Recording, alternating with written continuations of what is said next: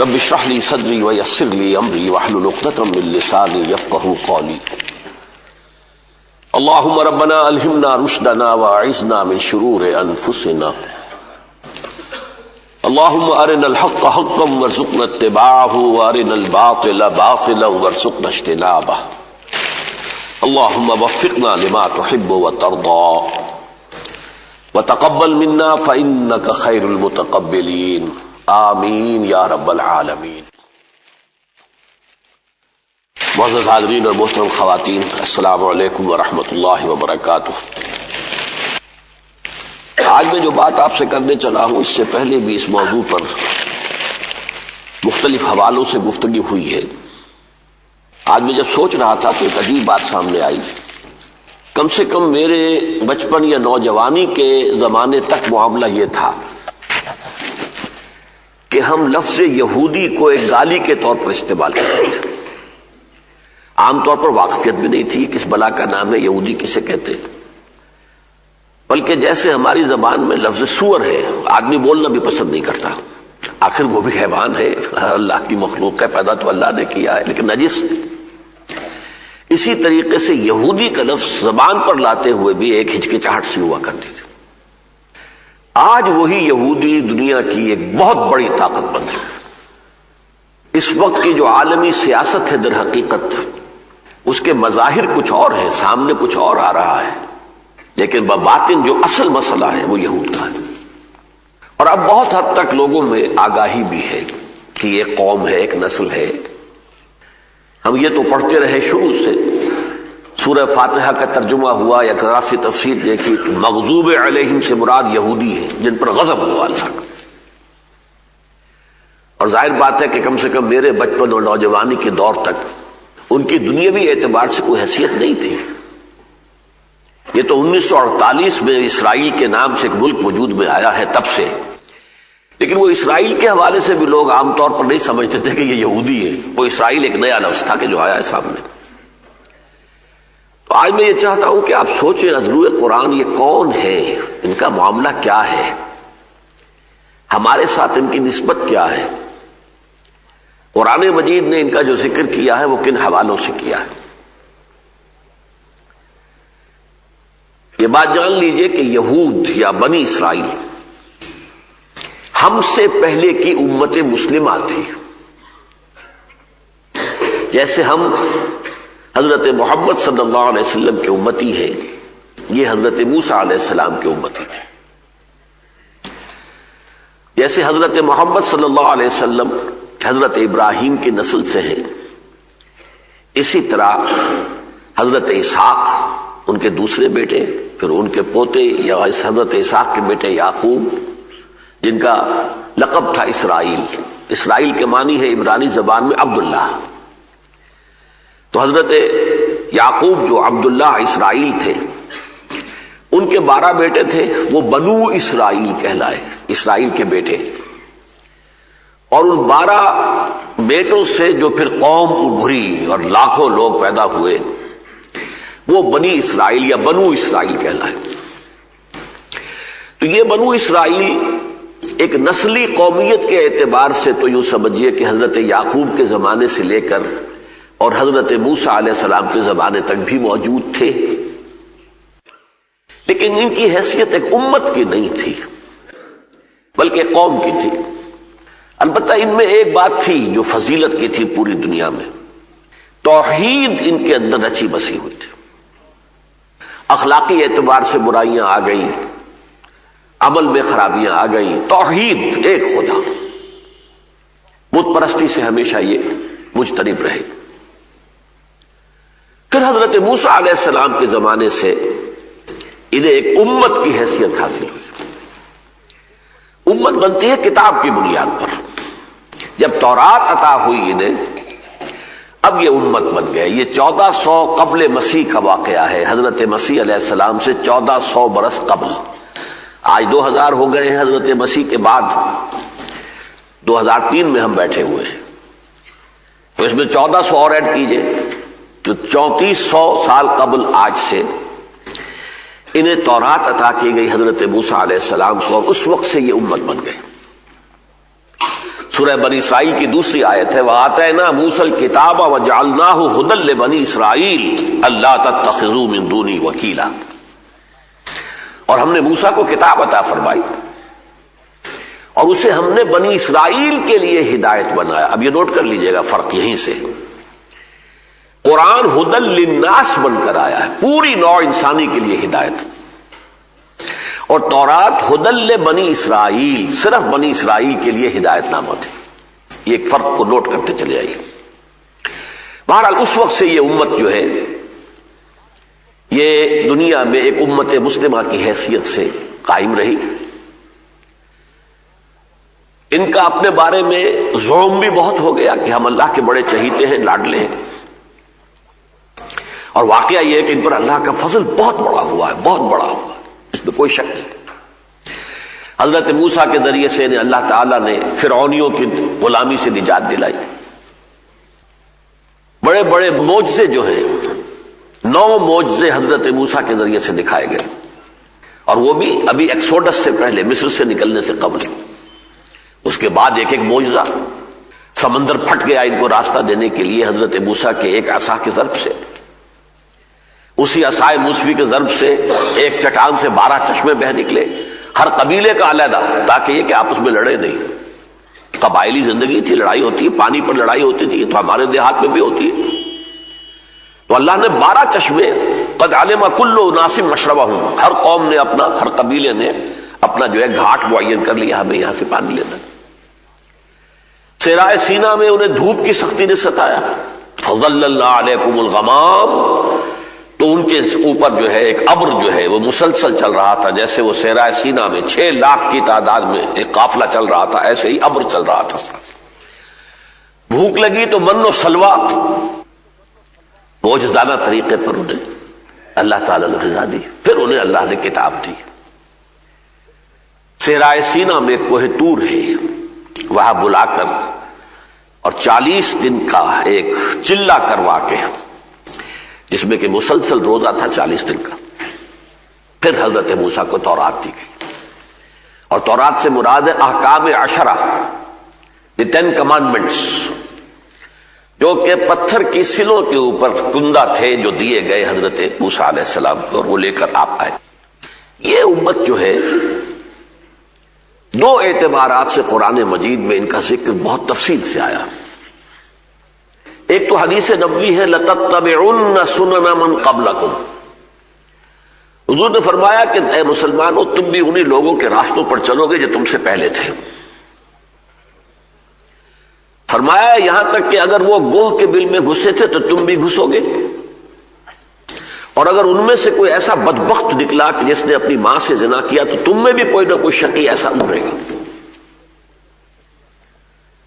لوگوں نے پوچھا کہ حضور کس کی طرف اشارہ ہے، کیا یہود اور نصارہ؟ فرمایا فمن، اس کے علاوہ اور کون، تم سے پہلی امت وہی تھے۔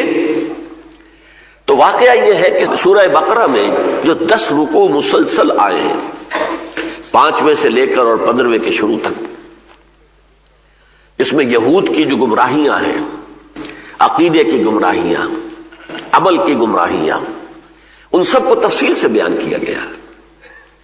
کیوں؟ ہمیں آئینہ دکھایا گیا، مسلمانوں تم میں بھی یہی ساری باتیں آئیں گی، بچو ان سے۔ مثلاً انہیں زوم ہو گیا ہم تو اللہ کے بڑے لاڈلے اور چہیتے ہیں، ہمیں تو آگ چھو ہی نہیں سکتی، یا گنتی کے چند دن۔ ہمیں بھی زوم ہو گیا، ہم تو محمد کے امتی ہیں، ہمارا کیا سوال جہنم میں جانے کا، جائیں گے تو تھوڑی دیر کے لیے، پھر نکال لے گا اللہ۔ اللہ نے نہ تورات میں یہ وعدہ کیا، نہ قرآن میں وعدہ کیا۔ حقیقی ایمان جن کے دل میں ہو وہ تو صحیح ہے کہ اگر ان کے گناہوں کا پلڑا بھاری ہوا نیک اعمال سے تو وہ جہنم میں داخل کیے جائیں گے، اپنے گناہوں کے مقدار جو ہے وہ سزا پا کر پھر نکل آئیں گے۔ لیکن حقیقی ایمان دل میں ہو، یہ نہیں کہ جو بھی نام کا مسلمان ہے، ایمان کی رمق کوئی نہیں ہے، اس سے یہ وعدہ نہیں ہے، یہ مسلمانوں سے وعدہ نہیں ہے، مومنین سے وعدہ ہے۔ اب یہ ایک علیحدہ مضمون ہے کہ مسلمان اور مومن میں فرق کیا ہے، میں اس وقت ادھر جا نہیں سکتا۔ اس کے لیے قرآن مجید میں جو فیصلہ کن آیات ہیں وہ سورہ الحجرات کی ہے، 14 اور 15 نمبر آیات۔ قالت الاعراب آمنا قل لم تؤمنوا ولكن قولوا اسلمنا. یہ بدو دعویٰ کر رہے ہیں نبی کہ ہم ایمان لے آئے، ان سے کہہ دیجیے تم ہرگز ایمان نہیں لائے ہو، ہاں یہ کہہ سکتے ہو مسلمان ہو گئے. وَلَمَّا يَدْخُلِ الْإِيمَانُ فِي قُلُوبِكُمْ، ابھی تک تو ایمان تمہارے دلوں میں داخل تک نہیں ہوا. تو زبان پر اقرار باللسان جو ہے اس سے ایک مسلمان تو بن گیا آدمی، لیکن یہ کہ مومن بننا تو تب ہوتا ہے جب دل میں یقین پیدا ہو جائے. دلی یقین اگر ہو جائے تو پھر ٹھیک ہے، ورنہ نہیں. اور گمراہیاں بے شمار گمراہیاں. چنانچہ یہ بھی ہمارے اندر گمراہی پیدا ہوئی کہ ہم جب نبی کے پیروکار ہیں تو شفاعت تو ہمارا لازماً حق ہے، حضور ہمارے حق میں شفاعت کریں گے. متعدد احادیث سے معلوم ہوتا ہے کہ صاف کہہ دیا جائے گا کہ نبی یہ آپ کے پیروکار نہیں ہے، اور حضور خود دنیا میں فرما گئے ہیں من رغب عن سنتی فلیس منی، جسے میری سنت پسند نہیں ہے اس کا مجھ سے کوئی تعلق نہیں. یہ کوئی نسلی معاملہ نہیں ہے، یہ عقیدے کا معاملہ ہے، یقین کا معاملہ ہے، عمل کا معاملہ ہے. ایمان اور عمل صالح کی بنا پر سارے وعدے ہیں جو بھی اللہ کے. بہرحال یہ ایک پہلو ہے کہ جو بھی گمراہیاں ان میں آئیں وہ ہم میں بھی آئیں. دوسری حدیث میں نے ابھی آپ کو سنائی ہے کہ حضور نے فرمایا لَيَأْتِيَنَّ عَلَىٰ أُمَّتِي مَا أَتَىٰ عَلَىٰ بَنِي إِسْرَائِيلَ حَسْبُ النَّعْلِ بِالنَّعْلِ. یہ ترمذی شریف کی روایت ہے. حضرت عبداللہ ابن عمرو ابن العاص رضی اللہ تعالی عنہما اس کے راوی ہیں. حضور نے فرمایا میری امت پر بھی وہ سارے حالات وارد ہو کر رہیں گے جو بنی اسرائیل پر ہوئے، بالکل ایسے جیسے ایک جوتی کے جوڑے کی دو جوتیاں ایک دوسرے کے مشابہ ہوتی ہیں. اب یہ مثال جو آپ نے دی تشبیہ بڑی فصاحت اور بلاغت والی ہے. دیکھیے جوتیوں کا جوڑا رکھا ہوا ہو زمین پر تو وہ مختلف نظر آئیں گے، ایک کا رخ ادھر ہے ایک کا رخ ادھر ہے پنجے کے حساب سے. تلوے ملا دیجئے تو بال برابر فرق ہوتے. تو ظاہر بات ہے کہ ان دو امتوں میں 2000 سال کا فصل ہے. 1400 قبل مسیح میں تورات دی گئی اور سابقہ امت جو ہے بنی اسرائیل یا یہود ان کی تاریخ شروع ہو گئی، اور 600 بعد مسیح میں حضور پر قرآن نازل ہوا. 610 میں پہلی وحی نازل ہوئی. تو 1400 اور 600 جمع کیجئے 2000 سال کا فصل ہے. تو فصل تو یقیناً بہت ہوگا، لیکن یہ کہ اگر آپ جس کو آپ کہتے ہیں بین السطور بٹوین دی لائنز اگر دیکھیں تو معلوم ہوگا بعین ہی جو کچھ ان پر بیتا وہی ہم پر بیتا. اس موضوع پر میں نے ایک مضمون لکھا تھا سن 74 میں. تنظیم اسلامی کے قیام کا فیصلہ کر لیا تھا، ابھی باقاعدہ اس کی تاسیس نہیں ہوئی تھی. پھر میں مسجد خضرا سمن آباد میں رمضان میں معتکف تھا، اعتکاف کی حالت میں مضمون میں نے لکھا تھا. اس وقت وہ آپ کو ملے گا یا تو تنظیم اسلامی کا تاریخی پس منظر کے نام سے ایک کتاب چاہے. میں نے ہسٹوریکل سروے دیا ہے، سابقہ امت موجودہ امت ہے، اب امت کہاں کھڑی ہے، اب کرنا کیا ہے. ظاہر بات ہے کہ تاریخ کے تسلسل کے بغیر تو بات نہیں ہوتی. کہاں سے چلے تھے، کہاں پہنچے ہیں، راستے میں کون کون سے مقامات آئے ہیں، اب کہاں جانا ہے، کیسے جانا ہے، راستہ کون سا ہے. پھر اس کا انگریزی میں ترجمہ بھی ہوا ہے، rise and fall of the Muslim امہ کے نام سے وہ کتاب انگریزی میں بھی ہے. سورہ بنی اسرائیل کے پہلے رکوع میں اللہ تعالی نے بنی اسرائیل کے 4 ادوار کا ذکر کیا ہے. یہ دور گزر چکے تھے ان 2000 سالوں کے دوران جبکہ حضور صلی اللہ علیہ وسلم کی بعثت ہوئی ہے اس وقت تک، یعنی 1400 سال حضرت مسیح سے قبل اور 600 سال حضرت مسیح کے بعد 2000 ہو گئے.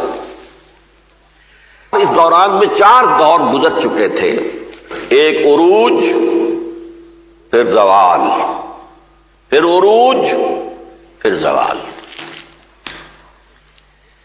پہلا عروج جو ان کا یوں سمجھیے خلافت راشدہ کا دور کہلائے گا، جیسے ہمارے ہاں خلافت راشدہ کا دور. ذرّی عہد ہمارا کون سا ہے؟ خلافت راشدہ. اور اس میں 3 خلافتیں ہیں جو متفق علیہ ہیں.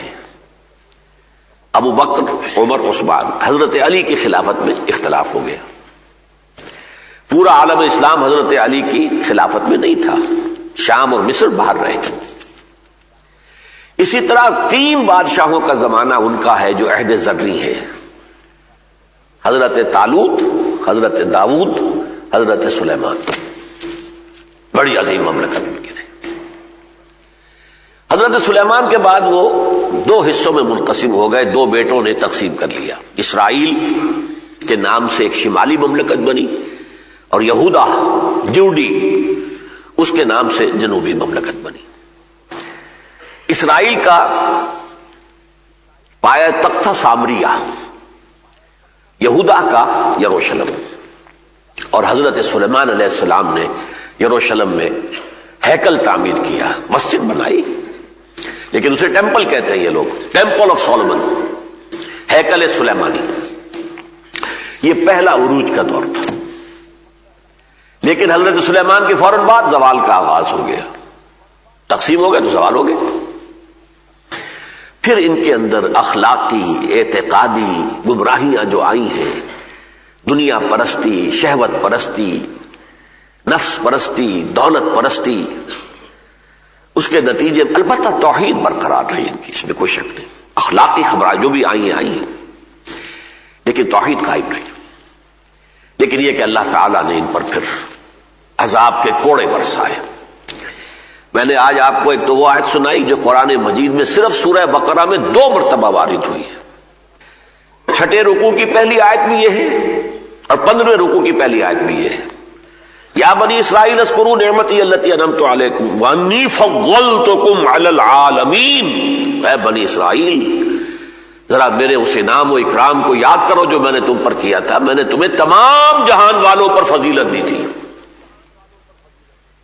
یہ قرآن کہہ رہا ہے، یہ تورات نہیں ہے، تالمود نہیں ہے، قرآن کہہ رہا ہے. لیکن پھر وہی قرآن ہے جو کہتا ہے ضربت علیہم الذلۃ والمسکنۃ وباؤوا بغضب من اللہ. ان پر ذلت اور مسکنت تھوپ دی گئی اور وہ اللہ کے عذاب کو لے کر لوٹے.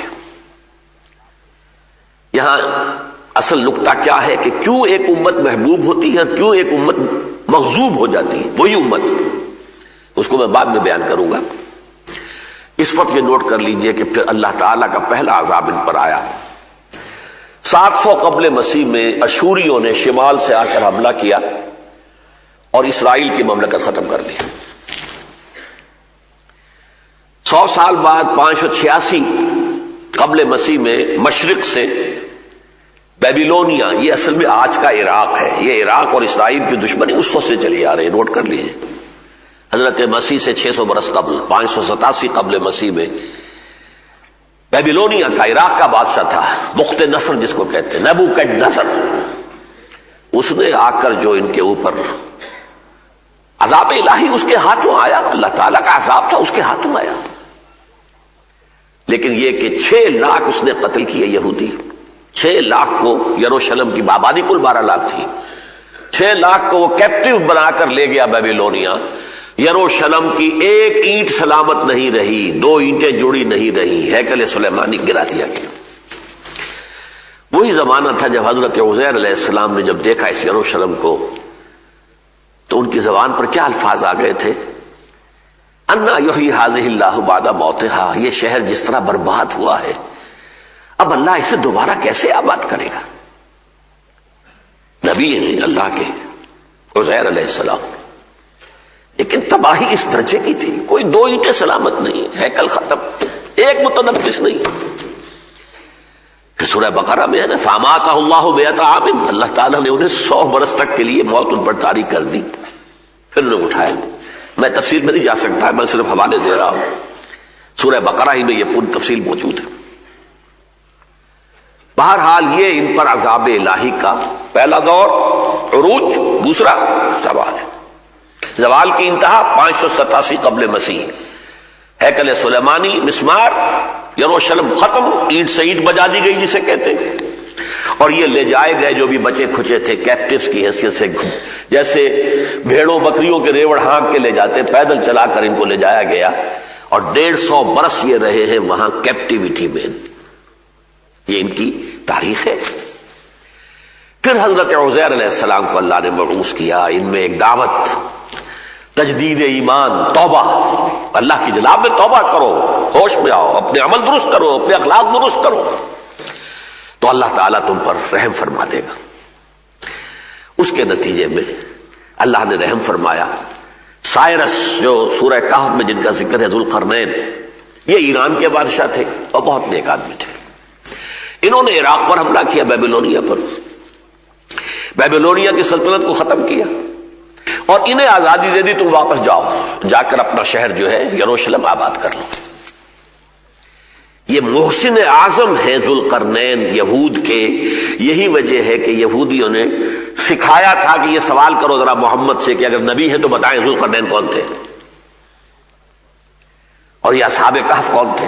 یہ سوالات 3 تھے نا جو کروائے تھے امتحانی طور پر، جن کا جواب سورہ کہف میں آیا۔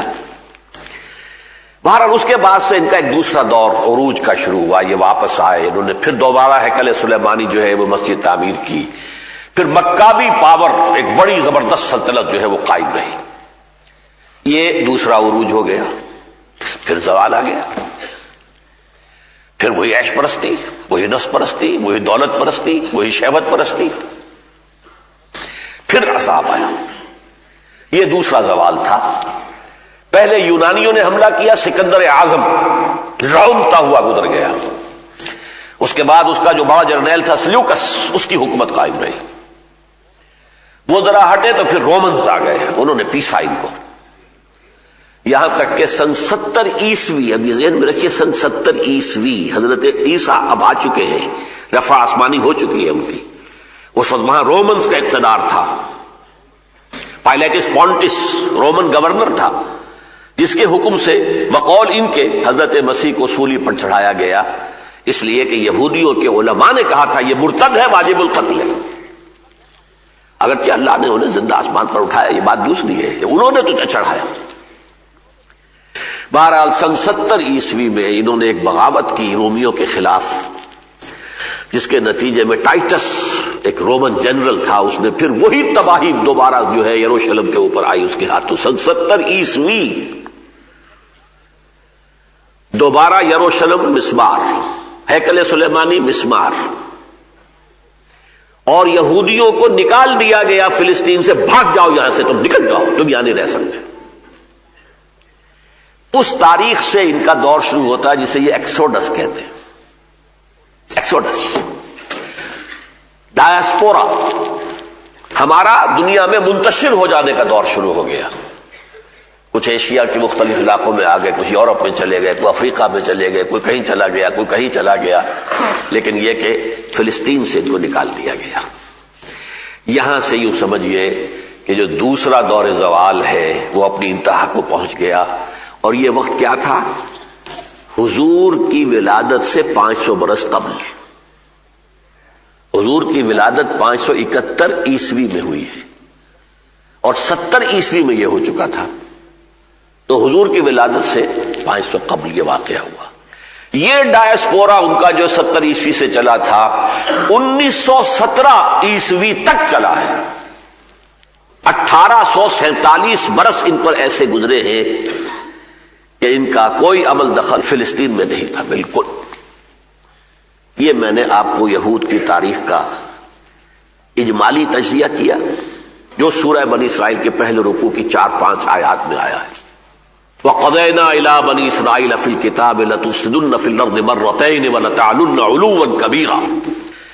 اب اسی کے آئینے میں دیکھیے، مسلمانوں کا پہلا دور عروج، عربوں کی زیر قیادت، خلافت راشدہ، پھر بنو امیہ، بنو عباس، زبردست سلطنت، دنیا میں ڈنکا بج رہا ہے۔ زوال آیا، پہلے شمال سے آئے، جیسے ایشوری آئے تھے ویسے ہی شمال سے کروسیڈرز آئے۔ 1099 عیسوی میں یروشلم مسلمانوں کے ہاتھوں سے نکل گیا۔ 88 برس تک کروسیڈرز اس پر قابض رہے، عیسائی، یورپ کے عیسائی۔ 1187 میں صلاح الدین ایوبی نے واپس لیا۔ اس کے بعد جیسے مشرق سے آئے تھے نبوکدنضر، مسلمانوں پر مشرق سے آئے تاتاری ہورڈز، کروڑوں مسلمان قتل ہوئے، پورا یہ خراسان کا علاقہ وسیع و عریض، یہ تمام جو روسی ترکستان کہلاتا تھا، پورا افغانستان، پورا ایران تہس نہس، یہاں تک کہ میں آپ کو بتاؤں کہ جس زمانے میں پڑھ رہا تھا ان کی تاریخ، دہشت کا یہ عالم ہو گیا تھا تاتاریوں کی کہ اگر ایک مسلمان 20 مسلمان ہیں اور ایک تاتاری آتا نہتا، وہ کہتا کھڑے رہو یہاں پر، میرے پاس ابھی تلوار نہیں ہے، میں جا کے گھر سے تلوار لا کر تمہیں قتل کروں گا۔ وہ سب کھڑے رہتے تھے بھیڑوں بکریوں کی طرح، وہ تاتاری جاتا تھا تلوار لے کے آتا تھا اور 20 کو ذبح کرتا تھا۔ یہ دہشت تھی، اور یہ ہے وہ عذاب جو اللہ تعالیٰ نے لفظ استعمال کیا، ضربت علیہم الذلۃ والمسکنۃ۔ قتل ہو جانا اور ہے، شکست ہو جانا اور ہے، اصل سبب کیا ہوتا ہے؟ کمزوری، کم ہمتی۔ ذلت کسے کہتے ہیں؟ ذلیل، کمزور، مسکنہ، بے ہمتی۔ قوم کے اندر سے مقاومت، مقابلے کی طاقت ختم ہو جاتی۔ اب اس کی مثال سمجھ لیجیے آپ، بھائی تم 10 آدمی ہو، 20 آدمی ہو، مارو اس کو ایک کو، تاتاری ہے، تاتاری ہے، تاتاری ہے، تاتاری ہے۔ یہ ہمارا زوال جو ہے 1258 میں بنو عباس کا آخری خلیفہ، اسے محل سے نکالا گیا مستعصم باللہ کو تاتاریوں نے، اور ایک جانور کی کھال میں لپیٹ کر سڑک پر ڈال دیا، اور اس کے اوپر سے پھر گھوڑے دوڑا دیا۔ ہمارا جو دوسرا جو دور آیا ہے وہ انہی تاتاریوں کی نسل سے آیا ہے جنہوں نے کروڑوں کو قتل کیا تھا، پھر اللہ نے انہیں اسلام کی توفیق عطا کر دی ہے۔ آیا فتنہ تاتار کے افسانے سے، پاسماں مل گئے کعبے کو صنم خانے سے، وہی مسلمانوں ہیں۔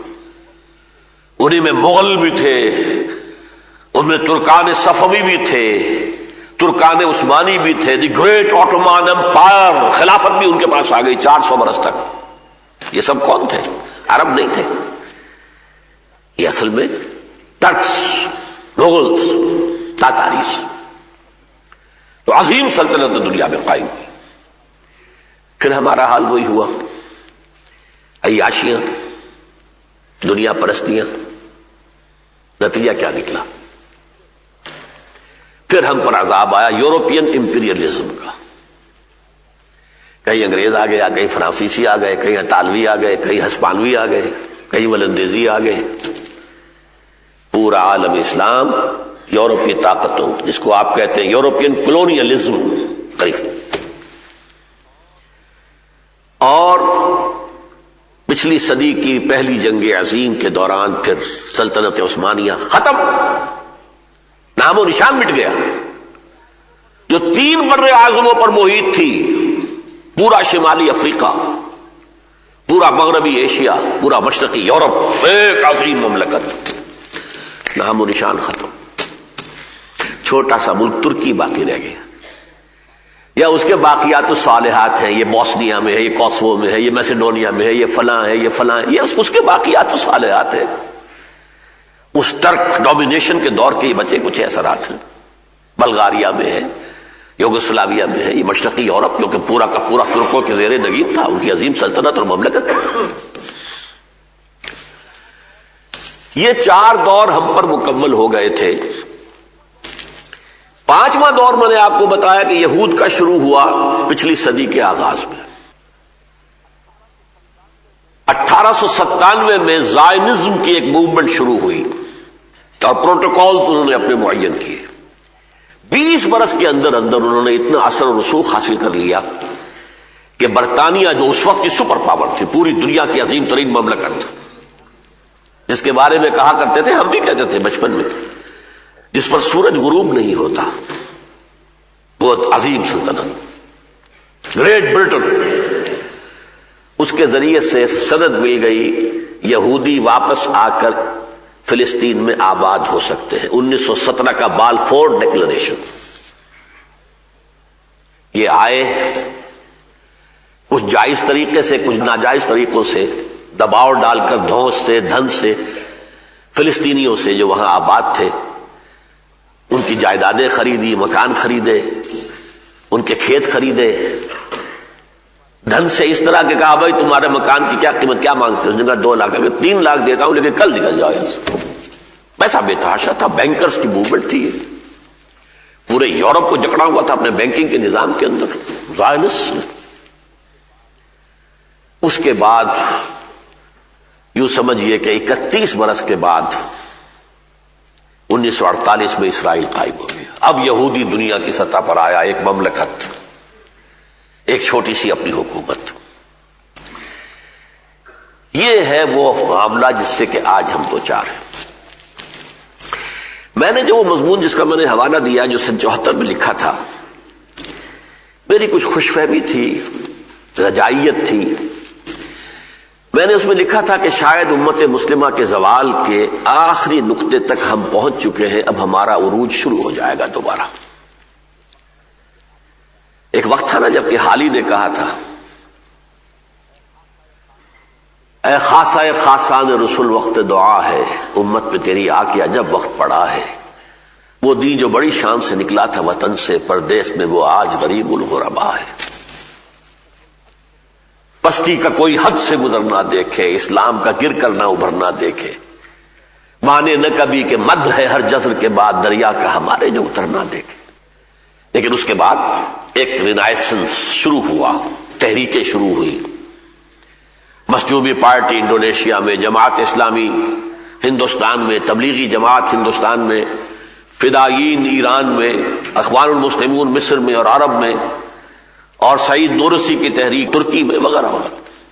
توقع ہوئی تھی کہ اب ہم بھی جاگ رہے ہیں۔ یہودیوں کو بھی دوبارہ عروج ہوا، ان کا عروج ہو رہا 1847 سال کے بعد، سن 70 عیسوی سے اور 1917 تک، جبکہ انہیں دوبارہ آ کر آباد ہونے کی اجازت ملی۔ ہم بھی ایک ایک کر کے آزاد ہو گئے۔ ہندوستان میں سے بھی 2 ٹکڑے مسلمانوں کے آزاد حکومت کے بن گئے، مشرقی مغربی پاکستان۔ باقی یہ کہ انڈونیشیا آزاد ہو گیا، ملائیشیا آزاد ہو گیا، عرب ممالک ایک ایک کر کے آزاد ہوتے چلے گئے۔ تو مجھے بڑی خوش فہمی تھی کہ غالباً ہمارے دوسرے زوال کا جو آخری انتہائی مقام تھا زوال کا، وہ اب گزر چکا، جبکہ 1967 میں اسرائیل نے عربوں کو شرمناک شکست دی۔ اسرائیل جب قائم ہوا تھا وہ چھوٹی سی چیز تھا۔ سن 67 میں اس نے سینائی پیننسولا لے لیا مصر سے، گولان ہائٹ لے لیے شام سے، ویسٹ بینک پورا لے لیا اردن سے، جارڈن سے، اور بیت المقدس جو اس وقت ڈیوائیڈڈ تھا، آدھا یہودیوں کے پاس تھا، آدھا مسلمانوں کے پاس تھا، اور مسجد اقصی اور قبۃ الصخرہ یہ مسلمانوں کے پاس تھے۔ لیکن سن 67 میں پورا ویسٹ بینک بشمول پورے یروشلم کے ان کے قبضے میں۔ بدترین شکست 6 Days War of 1967 یاد کیجئے۔ لیکن اتنی ہی شرمناک شکست ہمیں ہوئی سن 71 میں مشرقی پاکستان میں۔ 95,000 پاکستانی کڑیل جوان ہندو کے قیدی بنے، ملک 2 ٹکڑے ہو گئے۔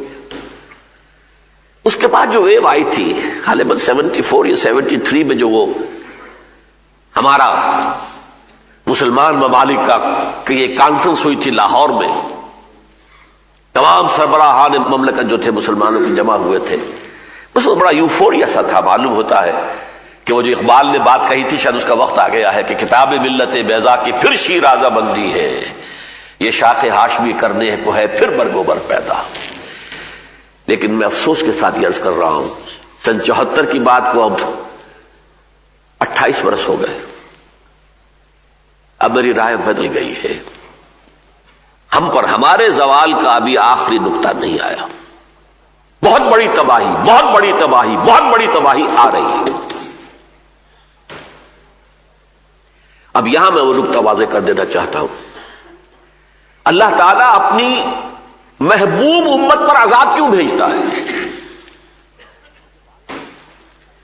یہ جو بات انہیں جو ہو گیا تھا، یہ زوم نحن ابناء اللہ واحباؤہ، we are the chosen people of the Lord, آج بھی ہر یہودی کے دل میں ہے یہ، we are the chosen people of the Lord. قرآن تصدیق کرتا ہے، اخترناہم علی علم ہم نے انہیں پسند کیا تھا، چنا تھا اپنے علم کی بنیاد پر۔ ایسی قوم پر پھر ایسے ایسے عذاب آئے، کیوں؟ جس قوم کے پاس اللہ کی کتاب ہو اور شریعت ہو، وہ گویا کہ اللہ کی زمین پر اللہ کی نمائندہ ہوتی ہے، ریپرزینٹیٹو آف اللہ آن ارتھ۔ اگر وہ شریعت کو پسے پش ڈالتی ہے، کتاب کو پیٹھ کے پیچھے پھینکتی ہے، وہ کافروں سے زیادہ بڑھ کر مجرم ہے۔ عذاب اس لیے آتا جب ہمارا وہی حال ہو گیا، شریعت محمدی کے حامل، قرآن کے حامل قرآن۔ اقبال نے جو نظم لکھی تھی اپنی زندگی کی آخری نظموں میں سے ہے، یہ ابلیس کی مجلس شورا، کبھی پڑھی ہے اس کو؟ اقبال کا پیغام امت مسلمہ کے نام اگر کسی کو سمجھنا ہو تو اس نظم کو پڑھے۔ آخری اس میں جو خطاب ہے ابلیس کا اپنے کارندوں اور اپنے ایجنٹوں کو، اس میں وہ ابلیس کہتا ہے، جانتا ہوں میں یہ امت حامل قرآن نہیں، جانتا ہوں میں یہ امت حامل قرآن نہیں، ہے وہی سرمایہ داری بندہ مومن کا دین۔ آج بندہ مومن کا دین سرمایہ داری ہے، یہ پیسے کا پرستار ہے۔ کہتا ہے عبد الرحمن، عبداللہ اپنے آپ کو ہے، عبد الدینار و عبد الدرہم، درہم و دینار کا بندہ ہے۔ بات صحیح۔ وہ عذاب ان پہ آیا، ضربت علیہم الذلۃ والمسکنہ، جس کی تفصیل میں بیان کر چکا ہوں۔ وہی عذاب آج ہم پر ہے، اور ایک بہت بڑا سیلاب عذاب کا جو آ رہا ہے۔ یہ سب کیا ہے؟ New world order. Gulf war کے بعد پہلی مرتبہ یہ لفظ امریکہ کا جو اس وقت تھا صدر، اس موجودہ صدر کا باپ، پہلی مرتبہ اس نے کہا اب ہم نیو ورلڈ آرڈر قائم کریں۔ اس سے پہلے مالیاتی کنٹرول پورے اس گلوب کا ورلڈ بینک IMF کے ذریعے سے، اس کے بعد پوری دنیا کے کاروبار کو اپنے ہاتھ میں، اپنے کنٹرول میں لینے کے لیے ورلڈ ٹریڈ آرگنائزیشن، پوری دنیا کی زراعت کو اپنے قبضے میں لینے کے لیے ٹرپس۔ دنیا میں کوئی ملک اپنا بیج نہیں پیدا کر سکے گا، بیج ہم سے لینا ہوگا، اور بیج بھی وہ دیں گے آپ کو جو خصی ہوگا، اس سے آگے بیج نہیں بن سکے گا۔ بس آپ ایک نسل لے لیجئے، اس سے ایک گندم کی فصل مل گئی، اس گندم سے آگے گندم اگے گی نہیں۔ یہ جو دجالی فتنہ ہے آج، اور بڑی تیزی سے آ رہا ہے، جس طرح کی بڑکیں مار رہا ہے امریکہ، یہ فتنہ، اور اس کا ہدف عالم اسلام۔ میں نے جو آپ سے کہا تھا، مجھے تو یہ اچانک احساس ہوا کہ یہ تاتاریوں کا حصہ میں نے پڑھا تھا کہ اگر 20 مسلمان ہیں اور ایک تاتاری نے کہہ دیا کھڑے رہو یہیں پر، انتظار کرو میرا، میں تلوار لے کر آؤں گا، تمہیں بھی ماروں گا، اور وہ کھڑے رہتے تھے بھیڑوں بکریوں کی طرح۔ بعین ہی یہ حال آج ہے۔ کون نہیں جانتا کہ عراق کے بعد ایران اور شاید اس سے بھی پہلے پاکستان یہ ہدف نہیں ہے؟ اندھوں کو بھی نظر آ رہا ہے، اندھوں کو نظر آ رہا ہے۔ کیا یہ ایٹمک پروگرام ہمارا کھٹک نہیں رہا ان کے دلوں میں؟ میں کھٹکتا ہوں دل یزداں میں کانٹے کی طرح، تو فقط اللہ اللہ اللہ۔ چاہے مشرف صاحب کیسے ہی جو ہے بش صاحب کے نام کی تسبیح پڑھتے رہے، لیکن پاکستان کا ایٹمی پروگرام کبھی بھی ذہناً وہ برداشت نہیں کر سکتے۔ سب کو معلوم ہے ہوگا، عراق پر حملہ ہونا ہی ہونا ہے۔ آج تک کوئی اتنے دن ہو گئے ہیں وہاں پر جو ان کے معاہدہ کار ہے، کوئی شے نہیں۔ اب ایک نیا شوشہ چھوڑ دیا گیا ہے۔ معلوم ہوتا ہے کہ صدام نے اپنے کیمیاوی اور بایولوجیکل ہتھیار جو ہیں وہ شام کو منتقل کر دیے، لہذا شام پر ہوگا۔ لیبیا، سوڈان کے تو پہلے ان کے ہیں حریف۔ سعودی عرب جو ان کا بغل بچا، یہ ساری جو بھی آل سعود کی حکومت ہے، ان کا تو پوری تاریخ یہ ہے کہ پہلے برطانیہ کے یہ وظیفہ خار تھے، جبکہ ان کے پاس کچھ نہیں تھا، کچھ نہیں تھا، ان کے پاس تیل کا کوئی وجود نہیں تھا۔ تو شاہی خاندان کو وظیفہ ملتا تھا برطانیہ سے، اس پر ان کا کام چلتا تھا. اور اب امریکہ کی گھڑے کی مچھلی. لیکن ان پر بھی بات اٹھ رہی ہے کہ ٹھیک ہے یہ تو ہمارے دوست ہیں، ان کے ہاں قرآن پڑھایا جا رہا ہے، اس میں جہاد ہے. کیا کریں گے سعودی؟ قرآن کی تحریف کیسے کر دیں گے؟ خطبوں میں انہوں نے روک دیا ہے جہادی آیات پر خطبے نہ دیے جائیں، اور قرآن میں یہود اور نصارہ پر جو تنقیدی آیات ہے وہ ان کے خطبے میں نہ لایا جائے. یہ وہاں پر آ چکا ہے، قانون آ چکا ہے. لیکن مدارس میں کیا کریں گے؟ قرآن تو پڑھائیں گے. شاید اگر اللہ نے حفاظت کا ذمہ نہ لیا ہوتا تو ہم آیات جہاد کی نکال دیتے قرآن سے. خود بدلتے نہیں، قرآن کو بدل دیتے. لیکن یہ تو اللہ نے ذمہ لے رکھا ہے، انا نحن نزلنا الذکر وانا لہ لحافظون. یہ جو سیلاب آ رہا ہے اور جو بہت تیز و تند، بہت تیز و تند، بہت تیز و تند، اس کی حقیقت کو سمجھیے. اس کا ایک آؤٹ ورڈ خول ہے اور ایک اس کے اندر اصل شے ہے. آؤٹ ورڈ خول جو ہے وہ ہے امریکہ، یونائٹڈ اسٹیٹس میں اب کھل کر باتیں کر رہے ہیں وہ کہ ہمیں ایک ملک، پوری دنیا کو ایک ملک بنا کر اس کو کنٹرول کرنا ہے. ہمیں جہاں بھی اندیشہ ہوگا کہ یہاں پہ ہمارے خلاف یہاں سے کوئی کارروائی ہو سکتی ہے، ہو یا نہ ہو، ہم حملہ کرنے کا حق رکھتے ہیں، ہم حملہ کر دیں گے. پری سارے بین الاقوامی قوانین، سارے دساتیر ختم. جو ملک یونائٹڈ اسٹیٹس آف امریکہ میں خود گواہی دیتا رہا ہوں، جاتا رہا ہوں، جس کی فضا میں آزادی تھی کہ ایک دفعہ آدمی امیگریشن سے باہر نکل آیا، کسٹم امیگریشن سے، اس کے بعد کھلا ہے، کوئی پوچھنے والا نہیں، حکومت کی نظر ہی نہیں آتی. اب کیا ہوا ہے وہاں پر؟ وہ سارے بیسک رائٹس ختم.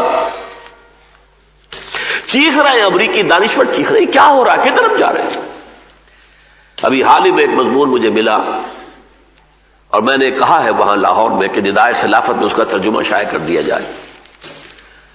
ایک امریکن مصنف یہ لکھ رہا ہے کہ امریکہ کو ایک پرل ہاربر کی ضرورت تھی. جیسے دوسری جنگ عظیم میں جب جاپانیوں نے پرل ہاربر پر حملہ کیا ہے تو یہ جو شیر تھا وہ اٹھ گیا، ایک دم کھڑا ہو گیا. غصہ اور انتقام، اس نے جو ہے اس پوری جنگ کا نقشہ بدل دیا. پھر ایٹم بم بھی استعمال ہو گیا اور سارا کا سارا معاملہ جو ہے ختم ہو گیا. اسی طرح پرل ہاربر ایک اور چاہیے تھا، اور وہ یہ ورلڈ ٹریڈ سینٹر جو ہے در حقیقت اس کا پرل ہاربر ہے. اس میں گویا کہ بٹوین دی لائن یہ ہے، یہ امریکہ کے جو خوخار جنگجو لوگ ہیں، ہاکس ہیں، یہ خود انہوں نے کروایا ہے تاکہ پوری قوم میں انتقامی جوش ایسا پیدا ہو جائے کہ بڑے سے بڑے ڈیفنس بجٹ کو وہ اوکے کر دیں. یہ لکھنے والا کوئی مسلمان نہیں ہے، امریکن. یہ ہے ورلڈ ڈومینیشن کا ایک خواب جو یونائٹڈ اسٹیٹس آف امریکہ چاہتی ہے. نمبر 2، یہ تیل کا معاملہ. اپنی قوم کو جو انہوں نے، حالانکہ 3 لاکھ افراد کے وہاں پر جلوس نکلے ہیں جنگ کے خلاف، عراق کے خلاف، کہ عراق پر کوئی حملہ نہ کیا جائے، لیکن انتخابات میں ریپبلکن پارٹی جیت گئی. انہوں نے ایسے سوال دکھا رکھے ہیں کہ ہماری ساری معیشت کا دار و مدار تیل پر ہے، اور تیل کے سب سے بڑے ذخائر جو ہے سعودی عرب میں اور عراق میں ہیں، ہمیں ان پر قبضہ کرنا ہے. تو امریکہ کے جو باہر کا خول ہے جو کچھ ہو رہا ہے اس میں تو امریکہ سامنے ہے نا، اسرائیل پیچھے ہے. اسرائیل کی تو پروٹیکشن چاہتے ہیں وہ صرف. چنانچہ گلف وار کے بعد آپ کو یاد ہوگا کہ جو کمانڈر ان چیف تھا شواس کرافٹ، اس نے صاف کہہ دیا تھا we fought this war for the protection of Israel. اس لیے کہ عرب ممالک میں صرف ایک ہے، بیلیگرنٹ ہے یہ صدام حسین. اسرائیل کو اندیشہ اگر ہے تو صرف اس سے اور کسی سے نہیں، عرب ممالک میں. باقی اسرائیل کو اگر اندیشہ ہے تو پاکستان سے. یہ 1967 میں کہہ دیا تھا. 6 days وار کے بعد جب بڑی عظیم فتح حاصل ہوئی ہے یہودیوں کو تو پیرس میں انہوں نے جشن منایا. بن گوریان اس وقت ان کا جو ہے وزیر اعظم تھا، اس نے وہاں تقریر کرتے ہوئے کہا ہمیں کسی عرب ملک سے کوئی اندیشہ نہیں، ہاں اندیشہ ہے تو پاکستان سے. حالانکہ اس وقت تک پاکستان ابھی ایٹمک پاور نہیں تھا، لیکن پاکستانی فوج کا اور پاکستان کے عوام کے اندر ایک مذہبی جذبے کا یہ دنیا کو احساس تھا کہ ہے، جس میں سے اب کچھ عرصے سے محسوس ہوتا ہے جیسے ہوا نکل رہی ہو، وہ سارا روب و داب جو ہے ختم ہو رہا ہو۔ اسی فوج کو امریکہ نے روگ آرمی قرار دے دیا تھا، بدماشوں کی آرمی ہے یہ، لیکن جب مشرف صاحب جو ہے 200% بش صاحب کی جیب میں چلے گئے، 100% ہی نہیں 200%، اب تھوڑا سا آپ کو انہوں نے ذرا نظر انداز کیا ہوا ہے، ورنہ یہ کہ آپ بچنے والے تو نہیں۔ سارے عرب ممالک کو محسوس ہو رہا ہے، ان کی آنکھوں کے سامنے ہو رہا ہے جو کچھ ہو رہا ہے فلسطین کے اندر۔ آج اتنے گھر اڑا دیے، فلاں شخص کو پکڑا مار دیا۔ کہاں اسرائیل کے اندر ایک فلسطینی ریاست کے قیام کا مرحلہ آ گیا تھا، اوسلو ایکارڈ سے لے کر اور وائی ریور ایکارڈ اور واشنگٹن ایکارڈ اور فلاں ایکارڈ، اور اب تو فلسطینی ریاست قائم ہونے ہی کی بات تھی۔ کہاں یہ سب نسیم منسیہ ہوا ہو گئی باتیں، سارا قبضہ کیا ہوا، جب چاہے جدھر چاہے دندناتا ہوا اپنے ٹینک لے جائے۔ آج اتنے مسلمانوں کو مار دیا، آج اتنوں کو مار دیا، آج اتنے گھر اڑا دیے، آج اتنے گھر اڑا، اور صاف کہہ رہا ہے وہ شیرون صاحب کہہ رہا ہے ہم ان کی قبر توڑ دینا چاہتے ہیں، کوئی ایکٹیوسٹ باقی نہ رہے۔ اور یہ الفاظ اب کہے جا رہے ہیں کہ زیادہ سے زیادہ انہیں وہ سٹیٹس دیا جائے گا جو امریکہ میں جو اصل امریکہ کے رہنے والے ہوتے تھے، ریڈ انڈینز، جس طرح ان کو بس تھوڑے ریزروز کچھ بنا دیے گئے تھے کہ تم ان علاقوں میں رہ سکتے ہو، بس سول رائٹس تمہارے اور کوئی حق تمہارا نہیں۔ وہ ایک پریزرو کرنے کے لیے انہیں وہ گویا کہ ایک طرح کا چڑیا گھر بنانے کے حد تک جو ہے آج یہ حال دیکھ رہے ہیں، 30 کروڑ عرب دیکھ رہے ہیں۔ یہ ہے وہ ضربت علیہم الذلۃ والمسکنہ۔ 1.5 ارب انسان ہے مسلمان دنیا میں، 60 مسلمان ملک ہے دنیا میں۔ مجال نہیں کہ اب بھی کوئی خیال ہو کہ کہیں کسی طرح جمع ہو جائیں، کوئی جڑے، کوئی بیٹھ کر سوچے کیا طوفان آ رہا ہے، کیا ہمارے ساتھ ہو رہا ہے۔ ہم بڑے دوست ہیں امریکہ کے، اور ہمارے شہریوں کے ساتھ امریکہ میں جو حشر ہو رہا ہے۔ ایک مسلمان پروفیسر کینیڈا سے چلتا ہے، واشنگٹن میں ایک کانفرنس میں اسے شرکت کرنی ہے، دعوت نامہ آیا ہوا ہے، لیکن جرم صرف یہ ہے کہ پاکستان میں پیدا ہوا تھا، وہ کینیڈین شہریت ہے۔ 14 گھنٹے اسے خراب کیا ہے، تنگ آ کر اس نے کہا کہ چھوڑو میں جا رہا ہوں واپس، کہ واپس بھی نہیں جا سکتے جب تک کہ تمہارے فنگر پرنٹس نہ لے لیے جائیں اور تمہارے یہ فوٹو، اب جا بھی نہیں سکتے۔ یہ ہو رہا ہے، اور ہماری حکومت ڈاکٹر عامر عزیز کو اٹھا کر لے گئے تھے، ڈاکٹر احمد خواجہ انتہائی نیک آدمی، انتہائی نیک آدمی۔ اب ظاہر بات ہے کہ جو لوگ نیک ہیں انہی کے اندر تو کوئی جذبہ تھا نا کہ کوئی افغانوں کی مدد کرے۔ افغان جو لوگ دنیا دار پیٹ کے بندے ہیں، انہوں نے کہا ہے کچھ سوچنا تھا کہ کیا ہو رہا ہے ہمارے پڑوس میں۔ جن کو کچھ خیال تھا کہ ملت اسلامیہ کا خیال تھا، اخوت اسلامی کا خیال تھا، انہوں نے کوئی مدد کی ہے نا۔ لیکن یہ اب اتنا بڑا جرم ہے، خاندان کے 9 افراد ایک رات میں اٹھا کے لے گئے، کراچی سے گئے ہوئے ان کے ماموں جو ہیں 80 برس کے، ان کو بھی لے گئے، اور یہ پاکستان میں ہو رہا ہے۔ کہاں ہے ہماری حاکمیت؟ Where is that sovereignty؟ کھیل ہے جس کے اندر لگا دیا گیا ہے، کھیلو، الیکشن ہے، یہ ہے، وزارتیں ہو رہی ہیں، یہ چلو کرتے رہو، یہ تمہارا میوزیکل چیئر ہے۔ اصل اختیار کس کے پاس ہے آج؟ یہ ہے اصل میں وہ عذاب۔ اور یہ نوٹ کر لیجئے، میں نے چونکہ یہود کی تاریخ سے اس کا تقابل کیا ہے، یہود کا سابقہ امت کا جرم اکیرا ہے، ہمارا دوہرا ہے۔ کیوں؟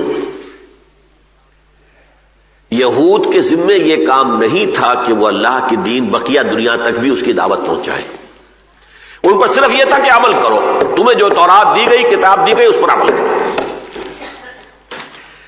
بے عملی یا بد عملی کے مجرم تھے، یہ نہیں کہ ان کے ذمے یہ تھا کہ اسے پہنچانا بھی ہے پوری دنیا تک، نہیں۔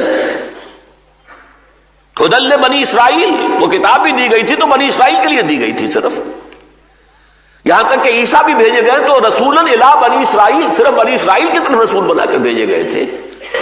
محمد الرسول اللہ صلی اللہ علیہ وسلم وما ارسلناک الا کافۃ للناس بشیرا ونذیرا، ہم نے آپ کو نہیں بھیجا ہے محمد مگر تمام دنیا والوں کے لیے بشیر و نذیر بنا کر۔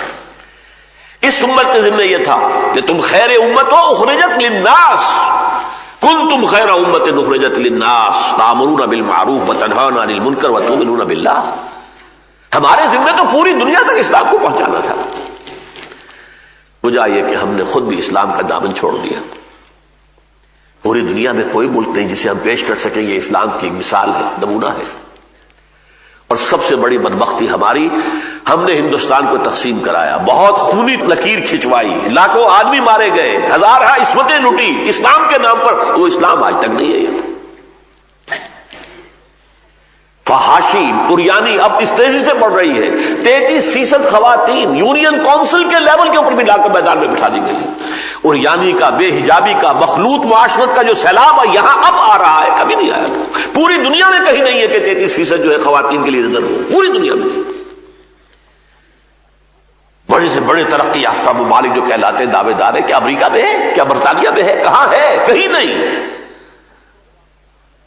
یہ ایک سوشل انجینئرنگ پروگرام ہے کہ جو یونائٹڈ نیشنز نے دیا ہے عالم اسلام کو برباد کرنے کے لیے، کہ جو تہذیب ہماری ہے وہی تمہاری ہو جانی چاہیے اور جلد از جلد ہو جانی چاہیے. ہم نے جو کام صدیوں میں جو راستہ طے کیا ہے تمہیں جلد از جلد کرنا ہے. ان حالات میں بچاؤ کی صرف ایک صورت ہے. اگر ہم دنیا میں کسی ایک ملک میں اسلام کا صحیح نظام قائم کر کے دکھا دیں تو اللہ کی طرف سے اس کے عذاب کی گرفت سے نکل آئیں گے. Then we shall be representing Islam in the true sense. پوری دنیا کے سامنے اسلام کی گواہی دیں گے. شہداء علی الناس ہمیں بنایا گیا، تم گواہی دو اسلام کی پوری دنیا کے اوپر. افسوس یہ ہے، سب سے بڑا افسوس، سب سے بڑا افسوس، اولا لک فاولا ثم اولا لک فاولا، وہ ملک جو اسلام کے نام پر بنا وہی اسلام نہیں آیا.